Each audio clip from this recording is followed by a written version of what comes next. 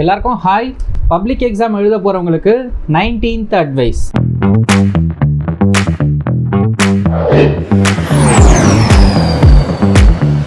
எல்லாருக்கும் ஹாய், நான் தமிழ்ச்செல்வன்.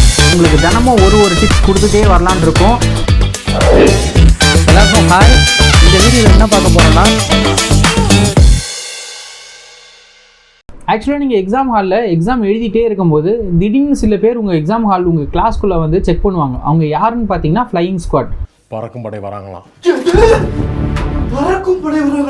அவங்க வேலை என்னென்னா, யாருன்னா ஒருத்தங்க காப்பி அடிக்கிறாங்களா, எதனா ஸ்டூடெண்ட்ஸ் வந்து ஃபோர்ஜரி பண்ணுறாங்களா, பிட் எடுத்துகிட்டு வந்திருக்காங்களா, இல்லை அன்னெசரியாக எதனா பேசிகிட்டு இருக்காங்களா, ஆள் மாறாட்டம் எதனா நடக்குதா, அது எல்லாமே செக் பண்ணுறதுக்கு தான் அவங்க வருவாங்க. அவங்க ஒர்க்கே இதை கண்டுபிடிக்கிறது தான். அதனால் அவங்க எதனா வந்து உங்களை செக் பண்ணாங்கன்னா அவங்களுக்கான ஃபுல் கோஆப்ரேஷன் நீங்கள் பண்ணி தான் ஆகணும்.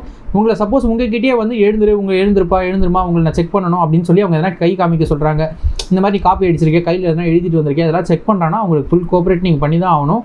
சப்போஸ் நீங்கள் எதுவுமே பண்ணலை, பிட் அடிக்கல, எதுவும் வந்து ஃபோர்ஜரி பண்ண போகிறதில்ல, ஏமாற்ற போகிறதில்ல, காப்பி அடிக்க போகிறதில்லன்னு தெரிஞ்சிச்சு, நீ உண்மையாக தான் படிச்சுட்டு வந்து எழுதுறன்னு தெரிஞ்சிச்சுன்னா அவங்க அடுத்தவங்ககிட்ட போயிடுவாங்க, மற்றவங்கள செக் பண்ண ஆரம்பிச்சிருவாங்க. அந்த மாதிரி செக் பண்ணும்போது சப்போஸ் உங்கள் கிளாஸ் ரூமில் வேறு யாருன்னா உங்கள் ஃப்ரெண்டு இல்லை வேறு யாருன்னா ஒருத்தங்க காப்பி அடித்து மாட்டிக்கிட்டாங்க, இல்லை வந்து பிட் எடுத்து வந்து காப்பி அடிச்சு அந்த மாதிரி எதனா ஒன்று ஃபோர்ஜரி பண்ணி கண்டுபிடிச்சிட்டாங்க அப்படின்னா அவங்கள கொஷின் கேட்கும்போது தயவு செஞ்சு அவங்கள கான்சன்ட்ரேட் பண்ணாதீங்க. அவங்கள பண்ணுறது அவங்க கொஷின் கேட்கறலாம் பார்த்து உங்களுக்கு பயம் வந்துடும். சேம் டைம் உங்களுக்கு டைம் பயங்கரமாக போகும். உங்களுக்கு அவங்கள கான்சன்ட்ரேட் பண்ணிகிட்டே இருந்தீங்கன்னா உங்களுக்கு படித்தது எல்லாமே மறக்கவும் சான்ஸ் இருக்குது. நீங்கள் போனது எதுக்காகனா அந்த எக்ஸாமை நல்லா சூப்பராக எழுதி முடிச்சு வரணுன்றதுக்காக தான். உங்களுக்கு பேப்பர் எல்லாமே ஈஸியாக தான் வரும், நீங்கள் படித்தது தான் வந்திருக்கும். நீங்கள் அதுக்கான டைமை நீங்கள் வந்து மற்றவங்கள ஃபோக்கஸ் பண்ணி அவங்களுக்கு என்ன நடக்குதுன்னு பார்த்தீங்கன்னா அந்த டைம் எல்லாமே சரண் காலியாகிடும். நான் நிறைய பேரை பார்த்துருக்கேன், நிறைய ஸ்டூடெண்ட்ஸை இந்த மாதிரி வந்து எக்ஸாமுக்கு டைம் பார்த்தாமல் சில கொஷின்ஸ்லாம் விட்டு வந்தவங்களாம் தெரியும். 30 minutes more, 25 minutes, 27 seconds more. நீங்கள் அந்த மிஸ்டேக் பண்ணக்கூடாதுன்றதுக்காக தான் இந்த வீடியோ ரெடி பண்ணியிருக்கேன். என்ன நடக்குது, என்ன பண்ணிட்டு இருக்காங்க, அதெல்லாமே நீங்கள் வெளியே வந்து தெரிஞ்சுக்கிறதா இருந்தால் வெளியே வந்து தெரிஞ்சுக்கோங்க. ஆனால் கிளாஸில் நீங்கள் ஃபோக்கஸ் பண்ணி எக்ஸாம் மட்டும் சூப்பராக எழுதி முடிங்க. சப்போஸ் நீங்கள் எக்ஸாம் எழுதும்போது உங்கள் கிளாஸ்லேயே உங்கள் ஃப்ரெண்டு வந்து உட்காந்துட்டாங்க, அந்த மாதிரி அமைஞ்சிடுச்சு அப்படின்னு வச்சுக்கோங்களேன், அவங்களுக்கு ஆன்சர் சொல்லி கொடுத்து ஹெல்ப் பண்ணுறது இந்த மாதிரிலாம் பண்ணிடாதீங்க. ஏன்னா ஃப்ளையிங் ஸ்குவாட் பார்க்கும்போது ஜன்னல்லேருந்து பார்ப்பாங்க, திடீர்னு சிசிடிவி கேமரா மூலயமா பார்க்கலாம் உங்கள் கிளாஸில் அந்த மாதிரி இருந்துச்சு அப்படின்னா.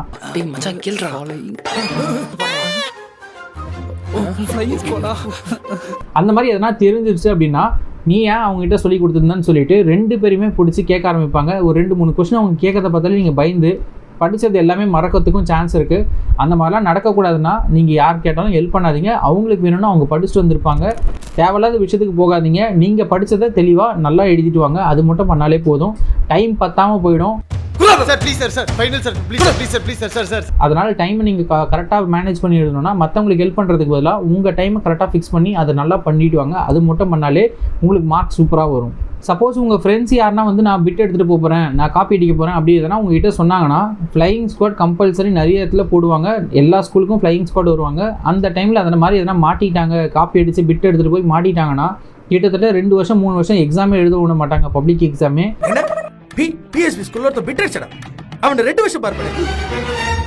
அது மட்டும் இல்லாமல் பேப்பர்லாம் போட்டு இன்சல்ட் பண்ணிவிடுவாங்க. இதெல்லாம் நடக்கக்கூடாதுன்னா அவங்களுக்கு என்ன தெரியுமோ அதை மட்டும் எழுதிட்டு வர சொல்லுங்கள். சப்போஸ் இது வரைக்கும் படிக்கவே இல்லைனா கூட இதுக்கப்புறம் படிக்க ஆரம்பித்தா கூட அது எக்ஸாம் நடுவில் லீவ் இருக்குல்ல, அதில் படிக்க ஆரம்பித்தா கூட பாஸ் பண்ணிடலாம். இல்லை என்னால் படிக்கவே மண்டையில் ஏற மாட்டேங்குது அப்படின்னா நிறைய வீடியோஸ் நாங்கள் போட்டிருக்கோம், அதெல்லாம் பாருங்கள். இல்லை எந்த சப்ஜெக்ட் உங்களுக்கு டஃப்பாக இருக்கும் அந்த சப்ஜெக்டை கமெண்ட் பண்ணுங்கள். அதை எப்படி ஈஸியாக பாஸ் பண்ணலாம். பாஸ் பண்ணுறதுலாம் ஒரு பெரிய கஷ்டம் கிடையாது. எல்லாராலையும் பாஸ் பண்ண முடியும்னா உங்களாலையும் பாஸ் பண்ண முடியும்.